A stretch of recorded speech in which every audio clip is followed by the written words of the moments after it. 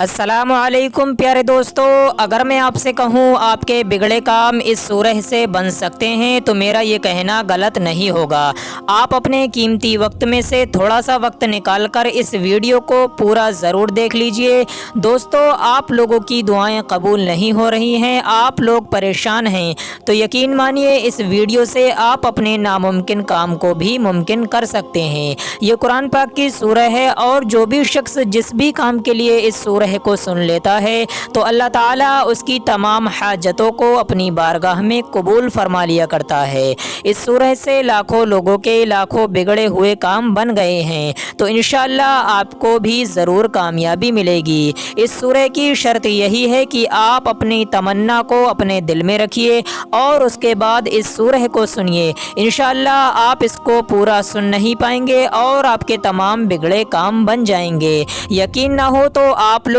ایک بار ضرور سن کر دیکھیں، انشاءاللہ اس سے آپ کو بے شمار فائدہ حاصل ہوگا۔ دوستو، یہ قرآن پاک کی سورہ ہے اور اس کو ادھورا چھوڑ کر نہیں جاتے ہیں۔ دوستو، آپ اپنے مقصد کو اپنے دل میں رکھیے، پھر اس سورہ کو سنیے، انشاءاللہ اس سے آپ کو اتنا زیادہ فائدہ حاصل ہوگا کہ آپ لوگ اس کو خود دیکھ کر حیران رہ جائیں گے۔ اگر آپ کے کاروبار میں برکت نہیں رہتی ہے، آپ لوگ طرح طرح کے وظیفے وظائف کرتے ہیں لیکن آپ کو کچھ فائدہ حاصل نہیں ہوتا ہے، تو آپ لوگ آج میرے کہنے سے اس سورہ کو روزانہ سن کر دیکھیں، انشاءاللہ اس سے آپ کے تمام بگڑے کام بن جائیں گے۔ پیارے دوستو، یہ قرآن مجید کی سورہ مبارک سورہ یاسین ہے، اس کو آپ لوگ ضرور سن کر دیکھیں، انشاءاللہ آپ کی پریشان بھری زندگی سے آپ کو نجات مل جائے گی۔ تو چلیے دوستو، اب ہم آپ کو سنا دیتے ہیں اس برکت والی سورہ کو۔ اس سے پہلے آپ سبھی لوگوں کا فرض بنتا ہے چینل کو سبسکرائب ضرور کر لیں۔ اللہ تعالیٰ آپ کو جزائے خیر عطا فرمائے۔ اعوذ باللہ من الشیطان الرجیم، بسم اللہ الرحمن الرحیم، یاسین والقرآن الحکیم، انک لمن المرسلین علی صراط مستقیم، تنزیل العزیز الرحیم، لتنذر قوما ما انذر آباؤهم فهم غافلون، لقد حق القول على أكثرهم فهم لا يؤمنون، إنا جعلنا في أعناقهم أغلالا فهي إلى الأذقان فهم مقمحون، وجعلنا من بين أيديهم سدا ومن خلفهم سدا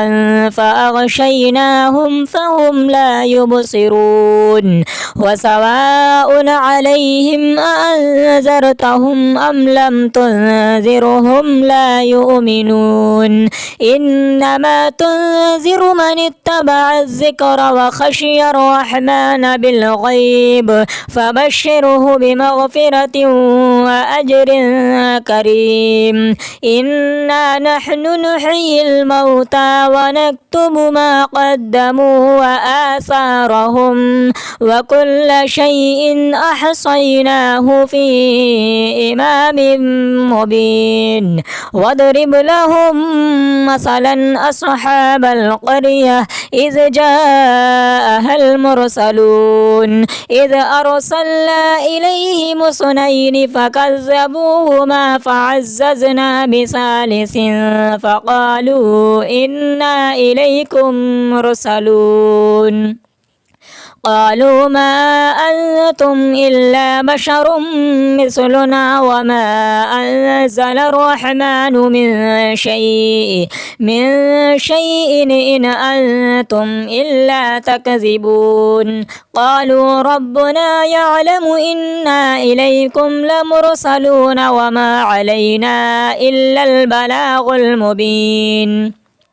قالوا إنا تطيرنا بكم لئن لم تنتهوا لنرجمنكم وليمسنكم منا عذاب أليم قالوا طائركم معكم أئن ذكرتم بل أنتم قوم مسرفون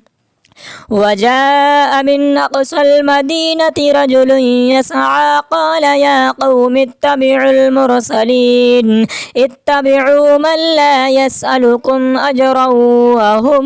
مهتدون وما لي لا أعبد الذي فطرني وإليه ترجعون أأتخذ من دونه آلهة إن يردني الرحمن بضر لا تغني عني شفاعتهم شيئا ولا ينقذون إني إذا لفي ضلال مبين إني آمنت بربكم فاسمعون قيل ادخل الجنة قال يا ليت قومي يعلمون بما غفر لي ربي وجعلني من المكرمين وما أنزلنا على قومه من بعده من جند من السماء وما كنا منزلين إن كانت إلا صيحة واحدة فإذا هم خامدون يا حسرة على العباد ما يأتيهم من رسول إلا كانوا به يستهزئون ألم يروا كم أهلكنا قبلهم من القرون أنهم إليهم لا يرجعون وإن كل لما جميع لدينا محضرون وآية لهم الأرض الميتة أحييناها وأخرجنا منها حبا فمنه يأكلون وجعلنا فيها جنات من نخيل وأعناب وفجرنا فيها من العيون ليأكلوا من ثمره وما عملته أيديهم أفلا يشكرون سبحان الذي خلق الأزواج كلها مما تنبت الأرض ومن أنفسهم ومما لا يعلمون وآية لهم الليل نسلخ منه النهار فإذا هم مظلمون والشمس تجري لمستقر لها ذلك تقدير العزيز العليم والقمر قدرناه منازل حتى عاد كالعرجون القديم لا الشمس ينبغي لها أن تدرك القمر ولا الليل سابق النهار وكل في فلك يسبحون وآية لهم أنا حملنا ذريتهم في الفلك المشحون وخلقنا لهم من مثله ما يركبون وإن نشأ نغرقهم فلا صريخ لهم ولا هم ينقذون إلا رحمة منا ومتاعا إلى حين وإذا قيل لهم اتقوا ما بين أيديكم وما خلفكم لعلكم ترحمون وما تأتيهم من آية من آيات ربهم إلا كانوا عنها معرضين وإذا قيل لهم أنفقوا مما رزقكم الله قال الذين كفروا للذين آمنوا أنطعم من لو يشاء الله وطعمه إن أنتم إلا في ضلال مبين ويقولون متى هذا الوعد إن كنتم صادقين ما ينظرون إلا صيحة واحدة تأخذهم وهم يخصمون فلا يستطيعون توصية ولا إلى أهلهم يرجعون ونفخ في الصور فإذا هم من الأجداث إلى ربهم ينسلون قالوا يا ويلنا من بعثنا من مرقدنا هذا ما وعد الرحمن وصدق المرسلون إن كانت إلا صيحة واحدة فإذا هم جميع لدينا محضرون فاليوم لا تظلم نفس شيئا ولا تجزون إلا ما كنتم تعملون إن أصحاب الجنة الجنة اليوم في شغل فاكهون هم وأزواجهم في ظلال على الأرائك متكئون لهم فيها فاكهة ولهم ما يدعون سلام قولا من رب رحيم وامتازوا اليوم أيها المجرمون ألم أعهد إليكم يا بني آدم ألا تعبدوا الشيطان إنه لكم عدو مبين وأن اعبدوني هذا صراط مستقيم ولقد أضل منكم جبلا كثيرا أفلم تكونوا تعقلون هذه جهنم التي كنتم توعدون اصلوها اليوم بما كنتم تكفرون اليوم نختم على أفواههم وتكلمنا أيديهم وتشهد أرجلهم بما كانوا يكسبون ولو نشاء لطمسنا على أعينهم فاستبقوا الصراط فأنى يبصرون ولو نشاء لمسخناهم على مكانتهم فما استطاعوا مضيا ولا يرجعون ومن نعمره ننكسه في الخلق فلا يعقلون وما علمناه الشعر وما ينبغي له إن هو إلا ذكر وقرآن مبين لينذر من كان حيا ويحق القول على الكافرين أولم يروا أنا خلقنا لهم مما عملت أيدينا أنعاما فهم لها مالكون وذللناها لهم فمنها ركوبهم ومنها يأكلون ولهم فيها منافع ومشارب وفلا يشكرون واتخذوا من دون الله آلهة لعلهم ينصرون لا يستطيعون نصرهم وهم لهم جند محضرون فلا يحزنك قولهم إنا نعلم ما يسرون وما يعلنون أولم يرى الإنسان أنا خلقناه من نطفة فإذا هو خصيم مبين وضرب لنا مثلا ونسي خلقه قال من يحيي العظام وهي رميم قل يحييها الذي أنشأها أول مرة وهو بكل خلق عليم الذي جعل لكم من الشجر الأخضر نارا فإذا أنتم منه توقدون أوليس الذي خلق السماوات والأرض بقادر على أن يخلق مثلهم بلى وهو الخلاق العليم إنما أمره إذا أراد شيئا أن يقول له كن فيكون فسبحان الذي بيده ملكوت كل شيء وإليه ترجعون آمنت بالله صدق الله العلي العظيم أعوذ بالله من الشيطان الرجيم بسم الله الرحمن الرحيم ياسين والقرآن الحكيم إنك لمن المرسلين على صراط مستقيم تنزيل العزيز الرحيم لتنذر قوما ما أنذر آباؤهم فهم غافلون لقد حق القول على أكثرهم فهم لا يؤمنون إنا جعلنا في أعناقهم أغلالا فهي إلى الأذقان فهم مقمحون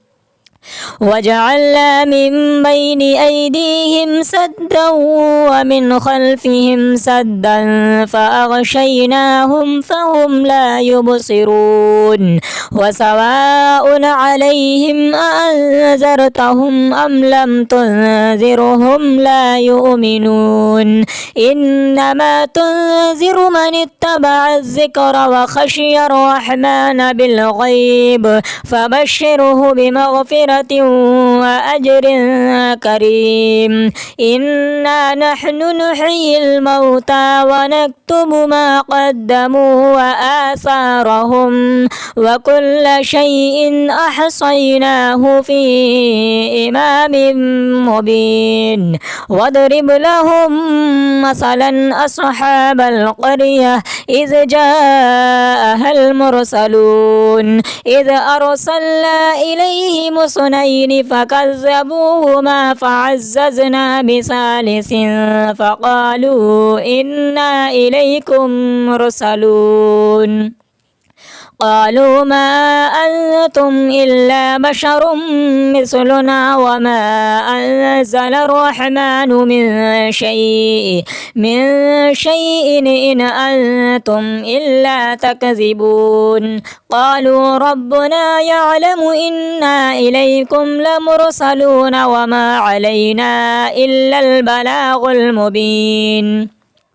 قالوا إنا تطيرنا بكم لئن لم تنتهوا لنرجمنكم وليمسنكم منا عذاب أليم. قالوا طائركم معكم أئن ذكرتم بل أنتم قوم مسرفون. وجاء من أقصى المدينة رجل يسعى قال يا قوم اتبعوا المرسلين اتبعوا من لا يسألكم أجرا وهم مهتدون. وما لي لا أعبد الذي فطرني وإليه ترجعون. أأتخذ من دونه آلهة إن يردني الرحمن بضر لا تغني عني شفاعتهم شيئا ولا ينقذون. إني إذا لفي ضلال مبين. إني آمنت بربكم فاسمعون. قيل ادخل الجنة قال يا ليت قومي يعلمون بما غفر لي ربي وجعلني من المكرمين. وما أنزلنا على قومه من بعده من جند من السماء وما كنا منزلين. إن كانت إلا صيحة واحدة فإذا هم خامدون. يا حسرة على العباد ما يأتيهم من رسول إلا كانوا به يستهزئون. ألم يروا كم أهلكنا قبلهم من القرون أنهم إليهم لا يرجعون. وإن كل لما جميع لدينا محضرون. وآية لهم الأرض الميتة أحييناها وأخرجنا منها حبا فمنه يأكلون. وجعلنا فيها جنات من نخيل وأعناب وفجرنا فيها من العيون ليأكلوا من ثمره وما عملته أيديهم أفلا يشكرون. سبحان الذي خلق الأزواج كلها مما تنبت الأرض ومن أنفسهم ومما لا يعلمون. وآية لهم الليل نسلخ منه النهار فإذا هم مظلمون. والشمس تجري لمستقر لها ذلك تقدير العزيز العليم. والقمر قدرناه منازل حتى عاد كالعرجون القديم. لا الشمس ينبغي لها أن تدرك القمر ولا الليل سابق النهار وكل في فلك يسبحون. وآية لهم أنا حملنا ذريتهم في الفلك المشحون وخلقنا لهم من مثله ما يركبون. وإن نشأ نغرقهم فلا صريخ لهم ولا هم ينقذون إلا رحمة منا ومتاعا إلى حين. وإذا قيل لهم اتقوا ما بين أيديكم وما خلفكم لعلكم ترحمون. وما تأتيهم من آية من آيات ربهم إلا كانوا عنها معرضين. وإذا قيل لهم أنفقوا مما رزقكم الله قال الذين كفروا للذين آمنوا آمنوا أنطعم من لو يشاء الله وطعمه إن أنتم إلا في ضلال مبين ويقولون متى هذا الوعد إن كنتم صادقين ما ينظرون إلا صيحة واحدة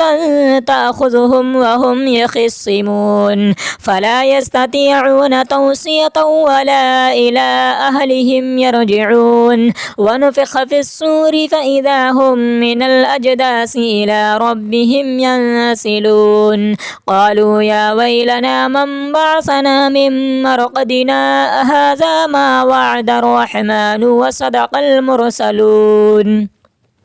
إن كانت إلا صيحة واحدة فإذا هم جميع لدينا محضرون فاليوم لا تظلم نفس شيئا ولا تجزون إلا ما كنتم تعملون إن أصحاب الجنة اليوم في شغل فاكهون هم وأزواجهم في ظلال على الأرائك متكئون لهم فيها فاكهة ولهم ما يدعون سلام قولا من رب رحيم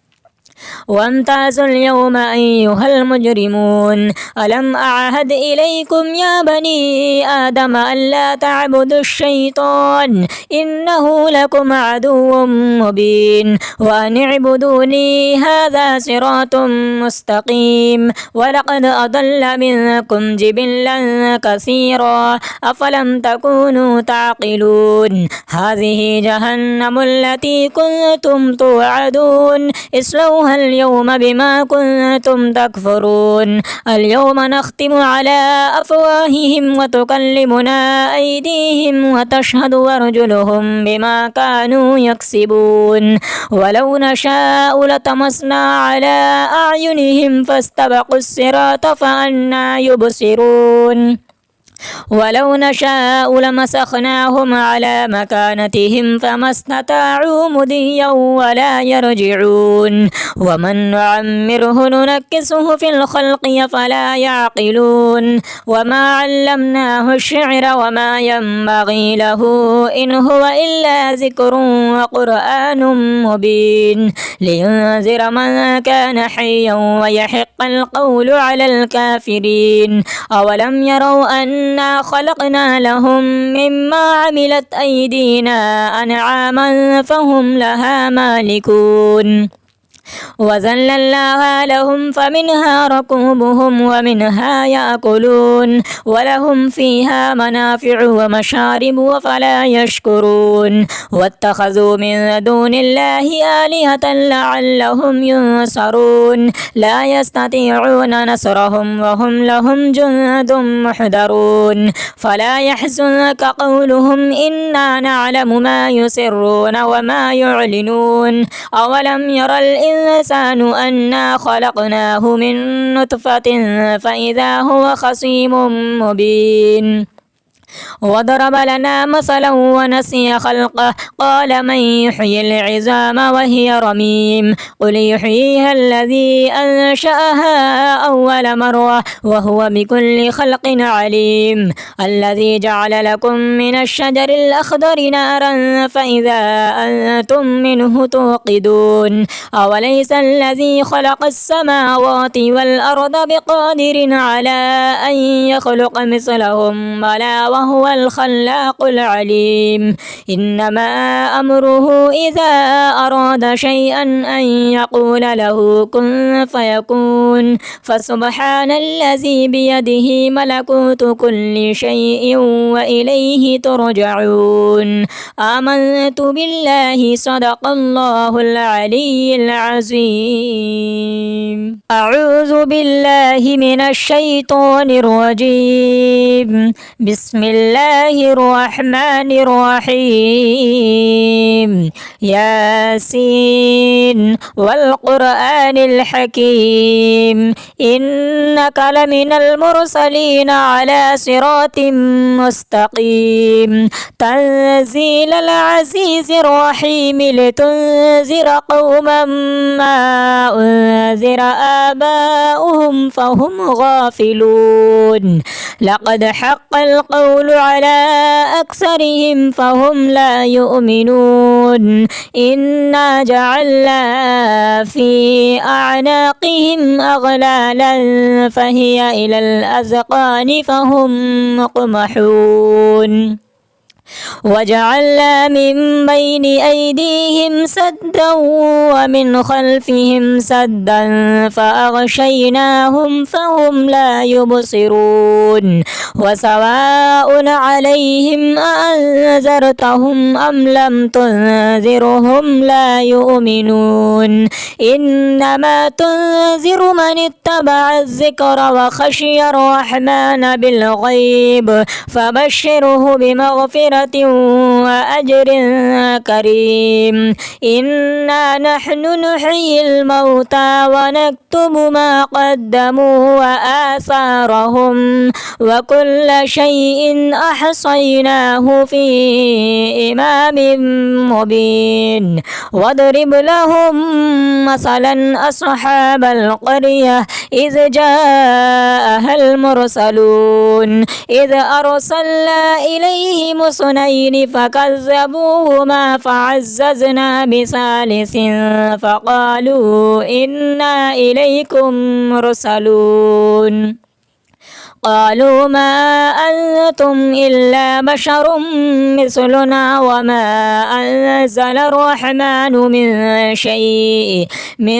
شيء إن أنتم إلا تكذبون قالوا ربنا يعلم إنا إليكم لمرسلون وما علينا إلا البلاغ المبين قالوا إنا تطيرنا بكم لئن لم تنتهوا لنرجمنكم وليمسنكم منا عذاب أليم قالوا طائركم معكم أئن ذكرتم بل أنتم قوم مسرفون وجاء من أقصى المدينة رجل يسعى قال يا قوم اتبعوا المرسلين اتبعوا من لا يسألكم أجرا وهم مهتدون وما لي لا أعبد الذي فطرني وإليه ترجعون أأتخذ من دونه آلهة إن يردني الرحمن بضر لا تغني عني شفاعتهم شيئا ولا ينقذون إني إذا لفي ضلال مبين إني آمنت بربكم فاسمعون قيل ادخل الجنة قال يا ليت قومي يعلمون بما غفر لي ربي وجعلني من المكرمين وما أنزلنا على قومه من بعده من جند من السماء وما كنا منزلين إن كانت إلا صيحة واحدة فإذا هم خامدون يا حسرة على العباد ما يأتيهم من رسول إلا كانوا به يستهزئون ألم يروا كم أهلكنا قبلهم من القرون أنهم إليهم لا يرجعون وإن كل لما جميع لدينا محضرون وآية لهم الأرض الميتة أحييناها وأخرجنا منها حبا فمنه يأكلون وجعلنا فيها جنات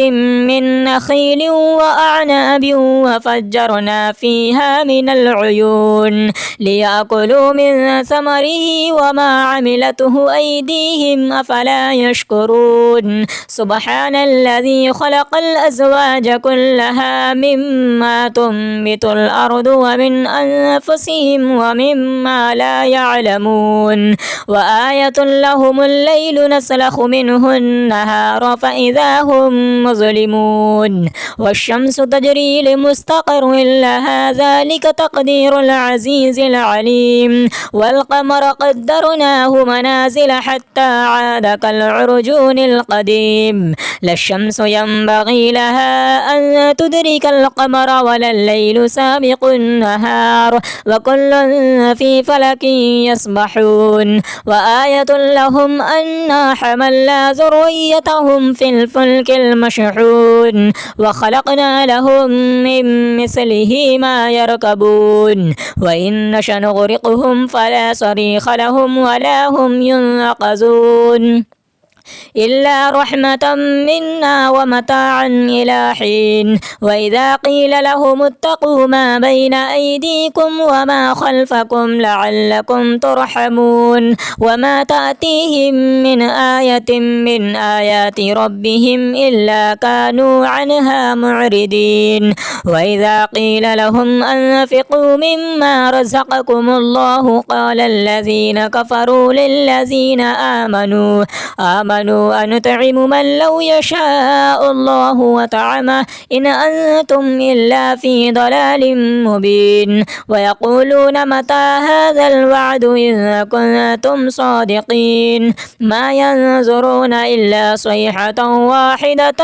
تأخذهم وهم يخصمون فلا يستطيعون توصية ولا إلى أهلهم يرجعون ونفخ في الصور فإذا هم من الأجداث إلى ربهم ينسلون قالوا يا ويلنا من بعثنا من مرقدنا هذا ما وعد الرحمن وصدق المرسلون إن كانت إلا صيحة واحدة فإذا هم جميع لدينا محضرون فاليوم لا تظلم نفس شيئا ولا تجزون إلا ما كنتم تعملون إن أصحاب الجنة اليوم في شغل فاكهون هم وأزواجهم في ظلال على الأرائك متكئون لهم فيها فاكهة ولهم ما يدعون سلام قولا من رب رحيم وامتازوا اليوم أيها المجرمون ألم أعهد إليكم يا بني آدم ألا تعبدوا الشيطان إنه لكم عدو مبين وأن اعبدوني هذا صراط مستقيم ولقد أضل منكم جبلا كثيرا أفلم تكونوا تعقلون هذه جهنم التي كنتم توعدون اصلوها اليوم بما كنتم تكفرون اليوم نختم على أفواههم وتكلمنا أيديهم وتشهد أرجلهم بما كانوا يكسبون ولو نشاء لطمسنا على أعينهم فاستبقوا الصراط فأنى يبصرون ولو نشاء لمسخناهم على مكانتهم فما استطاعوا مضيا ولا يرجعون ومن نعمره ننكسه في الخلق فلا يعقلون وما علمناه الشعر وما ينبغي له إن هو إلا ذكر وقرآن مبين لينذر من كان حيا ويحق القول على الكافرين أولم يروا أنا خلقنا لهم مما عملت أيدينا أنعاما فهم لها مالكون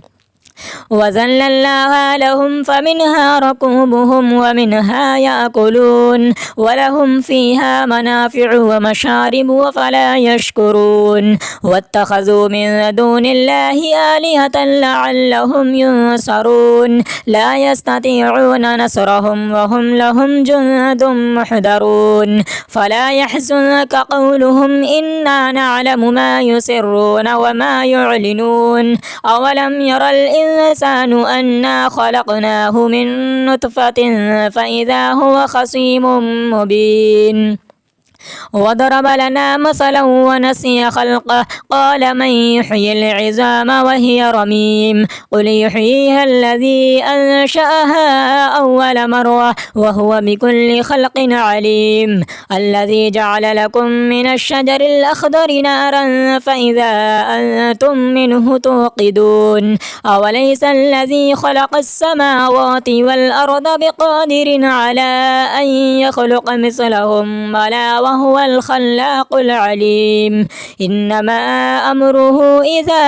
أراد شيئا أن يقول له كن فيكون فسبحان الذي بيده ملكوت كل شيء وإليه ترجعون آمنت بالله صدق الله العلي العظيم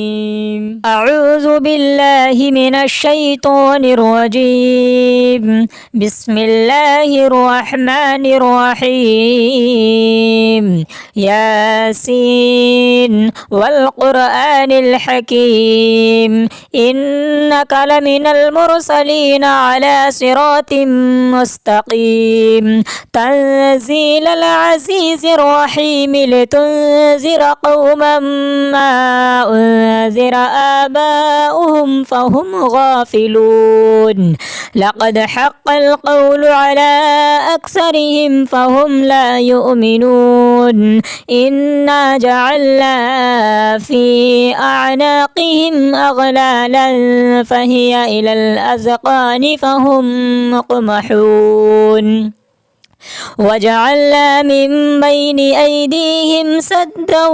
ومن خلفهم سدا فأغشيناهم فهم لا يبصرون وسواء عليهم أأنذرتهم أم لم تنذرهم لا يؤمنون إنما تنذر من اتبع الذكر وخشي الرحمن بالغيب فبشره بمغفرة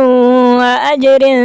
كريم إنا نحن نحيي الموتى ونكتب ما قدموا وآثارهم وكل شيء أحصيناه في إمام مبين واضرب لهم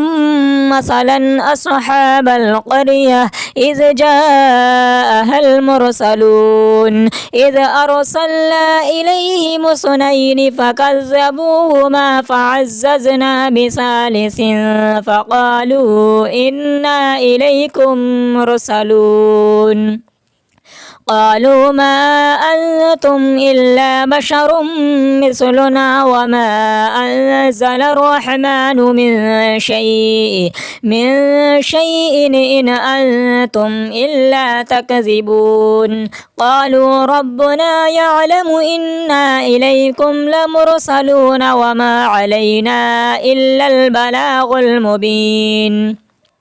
قالوا إنا تطيرنا بكم لئن لم تنتهوا لنرجمنكم وليمسنكم منا عذاب أليم قالوا طائركم معكم أئن ذكرتم بل أنتم قوم مسرفون وجاء من أقصى المدينة رجل يسعى قال يا قوم اتبعوا المرسلين اتبعوا من لا يسألكم أجرا وهم مهتدون وما لي لا أعبد الذي فطرني وإليه ترجعون أأتخذ من دونه آلهة إن يردني الرحمن بضر لا تغني عني شفاعتهم شيئا ولا ينقذون إني إذا لفي ضلال مبين إني آمنت بربكم فاسمعون قيل ادخل الجنة قال يا ليت قومي يعلمون بما غفر لي ربي وجعلني من المكرمين وما أنزلنا على قومه من بعده من جند من السماء وما كنا منزلين إن كانت إلا صيحة واحدة فإذا هم خامدون يا حسرة على العباد ما يأتيهم من رسول إلا كانوا به يستهزئون ألم يروا كم أهلكنا قبلهم من القرون أنهم إليهم لا يرجعون وإن كل لما جميع لدينا محضرون وآية لهم الأرض الميتة أحييناها وأخرجنا منها حبا فمنه يأكلون وجعلنا فيها جنات من نخيل وأعناب وفجرنا فيها من العيون ليأكلوا من ثمره وما عملته أيديهم أفلا يشكرون سبحان الذي خلق الأزواج كلها مما تنبت الأرض ومن أنفسهم ومما لا يعلمون وآية لهم الليل نسلخ منه النهار فإذا هم مظلمون والشمس تجري لمستقر لها ذلك تقدير العزيز العليم والقمر قدرناه منازل حتى عاد كالعرجون القديم لا الشمس ينبغي لها أن تدرك القمر ولا الليل سابق النهار وكل في فلك يسبحون وآية لهم أنا حملنا ذريتهم في الفلك المشحون وخلقنا لهم من مثله ما يركبون وإن نشأ نغرقهم فلا صريخ لهم ولا هم ينقذون إلا رحمة منا ومتاعا إلى حين وإذا قيل لهم اتقوا ما بين أيديكم وما خلفكم لعلكم ترحمون وما تأتيهم من آية من آيات ربهم إلا كانوا عنها معرضين وإذا قيل لهم أنفقوا مما رزقكم الله قال الذين كفروا للذين آمنوا أنطعم من لو يشاء الله وطعمه إن أنتم إلا في ضلال مبين ويقولون متى هذا الوعد إن كنتم صادقين ما ينظرون إلا صيحة واحدة تأخذهم وهم يخصمون فلا يستطيعون توصية ولا إلى أهلهم يرجعون ونفخ في الصور فإذا هم من الأجداث إلى ربهم ينسلون قالوا يا ويلنا من بعثنا من مرقدنا هذا ما وعد الرحمن وصدق المرسلون إن كانت إلا صيحة واحدة فإذا هم جميع لدينا محضرون فاليوم لا تظلم نفس شيئا ولا تجزون إلا ما كنتم تعملون إن أصحاب الجنة اليوم في شغل فاكهون هم وأزواجهم في ظلال على الأرائك متكئون لهم فيها فاكهة ولهم ما يدعون سلام قولا من رب رحيم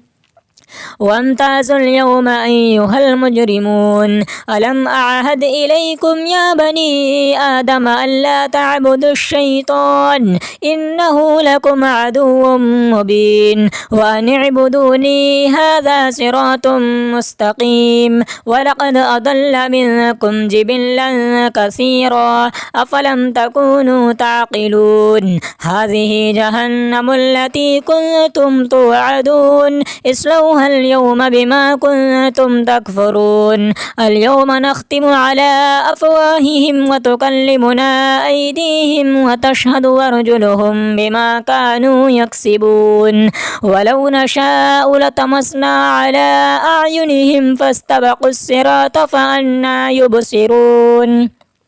ولو نشاء لمسخناهم على مكانتهم فما استطاعوا مضيا ولا يرجعون ومن نعمره ننكسه في الخلق فلا يعقلون وما علمناه الشعر وما ينبغي له إن هو إلا ذكر وقرآن مبين لينذر من كان حيا ويحق القول على الكافرين أولم يروا أنا خلقنا لهم مما عملت أيدينا أنعاما فهم لها مالكون وذللناها لهم فمنها ركوبهم ومنها يأكلون ولهم فيها منافع ومشارب وفلا يشكرون واتخذوا من دون الله آلهة لعلهم ينصرون لا يستطيعون نصرهم وهم لهم جند محضرون فلا يحزنك قولهم إنا نعلم ما يسرون وما يعلنون أولم ير الإنسان أنا خلقناه من نطفة فإذا هو خصيم مبين